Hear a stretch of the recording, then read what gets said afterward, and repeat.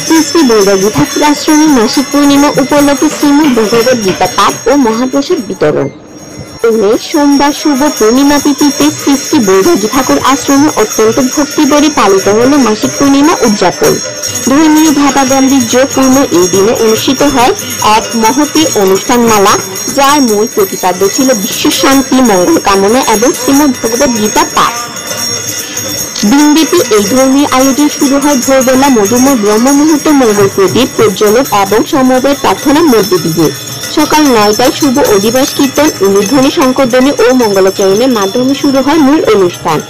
এরপর অনুষ্ঠিত হয় শ্রীমদ্ ভগবদ গীতার পাঠ, যা পরিবেশন করেন বিশিষ্ট গীতা পাঠক শ্রীমান কমলচন্দ্র নম। তার গীতা পাঠে আশ্রম প্রাঙ্গণ মুখরিত হয়ে ওঠে ভক্তির রসে। মহাপ্রসাদ বিতরণ এবং অর্ঘ্য প্রদান করেন শ্রদ্ধেয় শ্রী তারাচাঁদ নম। অনুষ্ঠানে উপস্থিত ছিলেন মন্দির পরিচালনা পরিষদের সভাপতি, সাধারণ সম্পাদক সহ অন্যান্য দায়িত্বশীল সদস্যগণ। তাদের আন্তরিক প্রচেষ্টায় অনুষ্ঠানটি সুচারুভাবে সম্পন্ন হয়।